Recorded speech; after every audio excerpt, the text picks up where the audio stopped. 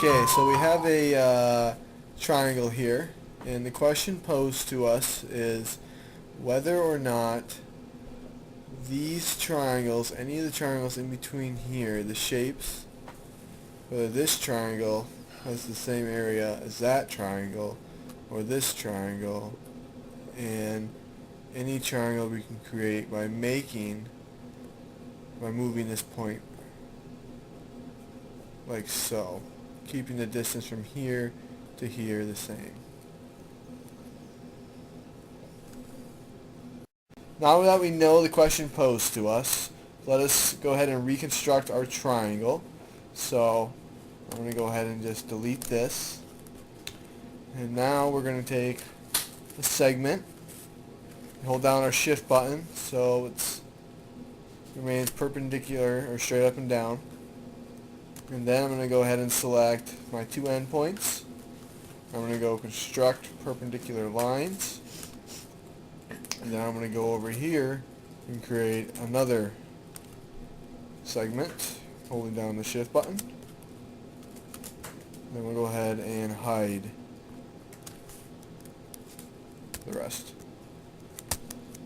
So now I have a segment that's going to move along that perpendicular line that's now hidden.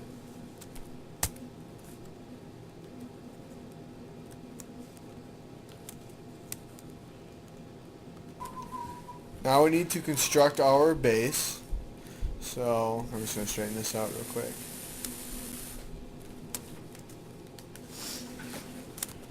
And then we're going to create another segment parallel with this one, like so.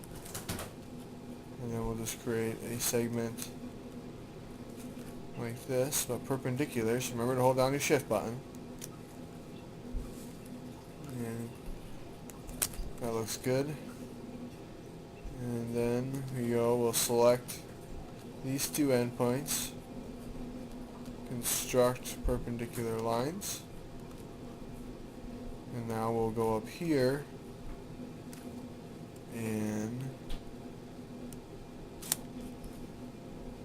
connect the two.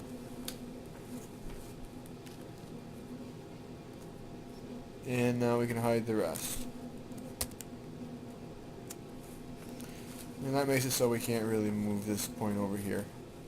Well, we can move it up and down this line, but for the most part, we just need to stay the same length.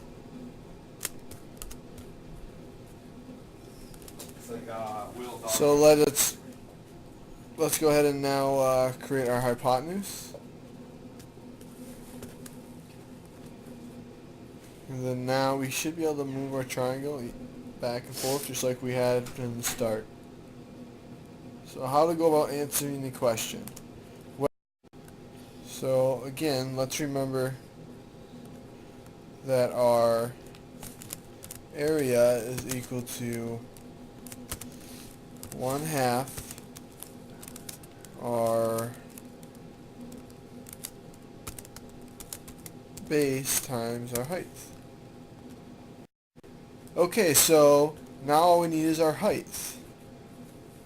So how are we going to get that? Well, let's start by selecting these 2 points and then selecting this segment and then creating a parallel line to those points. Now let's go ahead and select a point. Actually, let's go ahead and hide this segment here. Select this point and then this parallel line, and then construct a perpendicular line. And then now let's construct a segment that connects those two. And now let's hide these parallel lines. Let's hide this line. Let's change this so it's dashed. Then let's connect these two. And now when we move our top point, we have our height. And let's go ahead and label it. Label it H.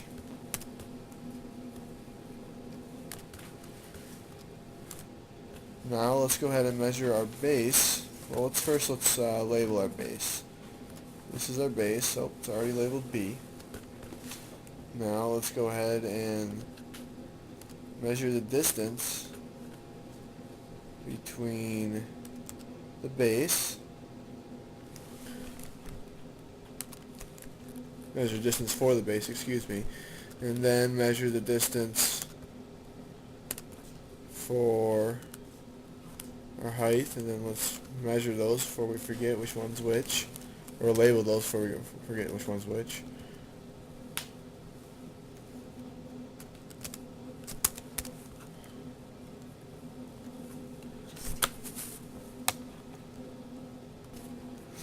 Alright, let's go ahead and get rid of some of these labels here because they're kind of just getting in our way. Clean it up. Okay, so we have our height now and we have our base. So, now to determine whether or not the area changes of these triangles, we can do one of two things. We can see intuitively that the height never changes. The height of this triangle is the same as the height of that triangle and this triangle. And we can also see our base never changes as I move this top point.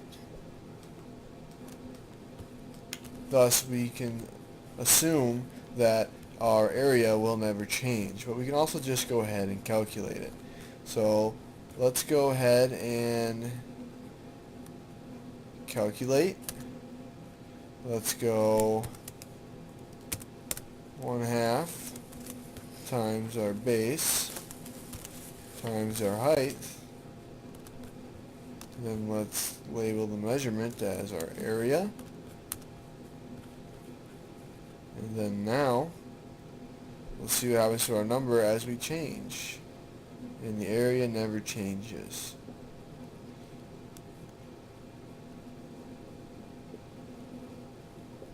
So it doesn't matter where we move this point, our area never changes. Cool.